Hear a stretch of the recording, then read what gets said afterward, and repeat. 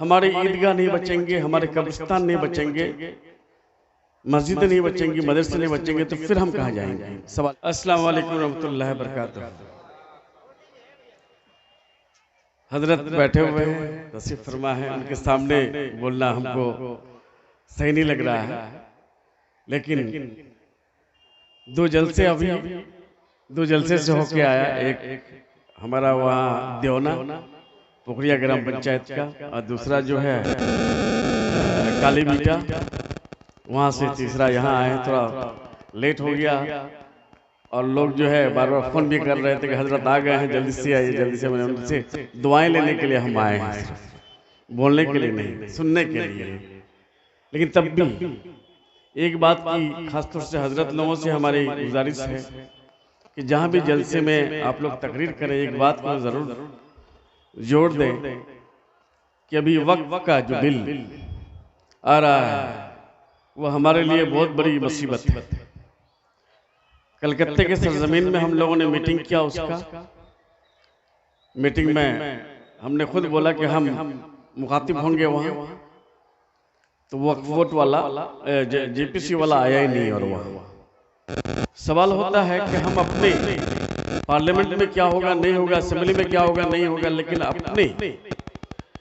हम अपनी जगह, चाहे वो मदरसे हो, मस्जिद हो, ईदगाह हो, खानका हो, या फिर जो है हमारे और दीगर कब्रिस्तान हो, ये सारी चीज़ों का हम पहले अपना रजिस्टर कर लें। और जब हम माइनॉरिटी अफेयर्स का मिनिस्टर थे, मिनिस्टर इंचार्ज, तो उस वक्त हम लोगों ने मदरसे का, मस्जिद का तो हो चुका है ज़्यादातर, क्योंकि मस्जिद का नहीं होने से जो हम लोग इमाम और मुअज्जिन लोगों को जुड़े हुए रखे हैं, फिर भी हम पॉलिटिकली जो कर रहे हैं, लेकिन हर आदमी की ज़रूरत है अभी कि इस चीज़ को हम हमारे ईदगाह नहीं बचेंगे, हमारे कब्रिस्तान नहीं बचेंगे, मस्जिद नहीं बचेंगी, मदरसे नहीं बचेंगे, तो फिर हम कहाँ जाएंगे? सवाल ये होता है। स्पेन का एग्जाम्पल, मिसाल आपके सामने है।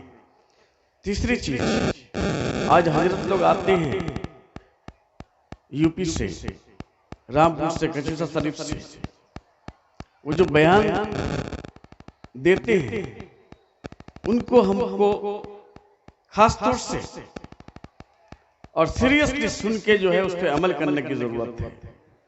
मैं अभी लखनऊ गया हुआ था सर सैयद डे के मौके पे, तो हमारे कचूसा शरीफ के मियाँ एक हमारा दोस्त भी हैं, आज शायद उनकी यहाँ शादी भी है, सैयद राफ साहब, वो उनके यहाँ लेके गए, तो उनका जो हिस्ट्री मैंने सुना, और उनके दादा हमारे उस्ताद होते थे अलीगढ़ मुस्लिम यूनिवर्सिटी में, मियाँ अमीन अशरफ साहब।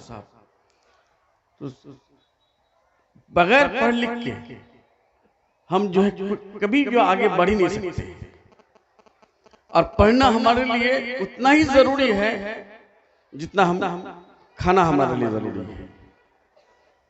हमने देखा कि आज अभी एक आजमगढ़ के एक साहब से मिले, आजमगढ़ में गया हुआ था, 6 जनरेशन वहाँ तालीम ले चुका है, और हमारे यहाँ हम लोग फर्स्ट जनरेशन, सेकंड जनरेशन में ले रहे हैं। हम कितने पीछे हैं इसलिए। और हजरत लोग जब भी आते हैं यही बात कहते हैं कि इल्म हासिल करो, तालीम हासिल करो, लेकिन हम कितने लोग सुनते हैं? नहीं सुनते हैं। इसलिए नमाज हमारा मुसलमान होने के नाते जो हम पर फराइज है, इनके बाद तो कोई मजहब और होगा नहीं, होगा क्या कोई मजहब? नहीं होगा। ये लास्ट मजहब है दुनिया की, लास्ट नबी है हजरत सल्लल्लाहु अलैहि वसल्लम। इनकी बातों को अगर हम अमल ना करें तो फिर कहाँ जाए? हम भटकते रहेंगे। इसलिए वो पहला सूरा नाजिल हुआ है क्या? इकरा, पढ़ो। क्या पढ़ो ये इंडिकेशन नहीं है। चाइना पढ़ो या आपका इंग्लिश पढ़ो या अरबिक पढ़ो या फारसी पढ़ो, ये उल्लेख नहीं है। पढ़ो, इल्म हासिल करो। और जब अलीगढ़ गया तो देखा वहाँ अल्लमल इंसान मालम यालम, बहुत बड़ा बोर्ड से हमारा लाइब्रेरी में लिखा, हमारे सर्टिफिकेट में भी है किसको खराब लग रहा है, किसको अच्छा लग रहा है, उससे हमको कोई मतलब नहीं है। लेकिन इसका मीनिंग क्या होता है? Tis the man which you knee not, इंसान को वो पढ़ाओ जो वो जानता नहीं है। और उस दौर में इल्म हासिल करने के लिए जब चाइना जाने के लिए कहा है तो हम इल्म हासिल करें, और इल्म दुनियावी हो या दीनवी हो, दोनों की सख्त जरूरत है।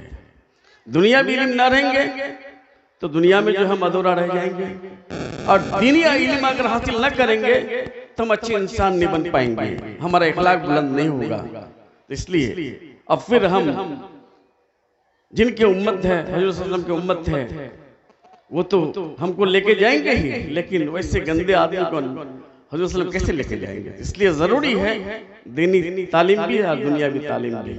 सब अपने बच्चों को कम से कम स्कूल में, कॉलेज में, मदरसे में, बड़े बड़े मुफ्ती हो हमारे यहाँ, बड़े बड़े उलमाए दीन हो यहाँ हमारे यहाँ, बड़े हाफिज हो, बड़े कारी हो, डॉक्टर भी हो, इंजीनियर भी हो, IAS भी हो, BCS भी हो, सारी चीजों की जरूरत है हमारे इस इलाके को। और ज्यादा वक्त न लेकर के हजरत का वक्त हो गया, हजरत के सुनने के लिए हम आए हैं और उनके सामने बोलना भी गुस्ताखी है, तो इसलिए हम माजरत चाहेंगे हजरत से कि अपनी बात यही हम खत्म करते हैं, इस उम्मीद पे कि बगदाद में एक टाइम था हाउस ऑफ विजडम। आज बगदाद के, उस वक्त बगदाद की गलियों में जो है फिलोसोफर पैदा होते थे, और आज इल्म को जिन्होंने छोड़ दिया, आज कट्टे और बंदूक लेके घूम रहे हैं। तो ये कट्टे और बंदूक और जेल का खात्मा सिर्फ इल्म ही जो है खत्म कर सकते हैं। इसलिए इल्म को हम अपनाएं, तालीम को अपनाएं और तालीम को आगे लेके चलें। बहुत बहुत शुक्रिया, अल्लाह हाफ़िज़, शुक्रिया।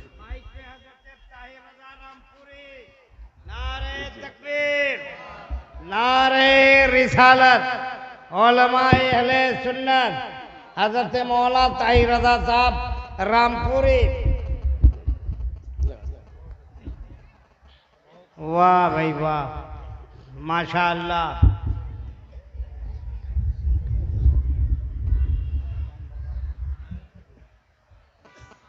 बहुत अच्छे, पूरा मजमा बोले सुभान अल्लाह। ताहिर भाई अगर मजमा नहीं बोलेगा, एक मिसरा 20 बार पढ़िएगा।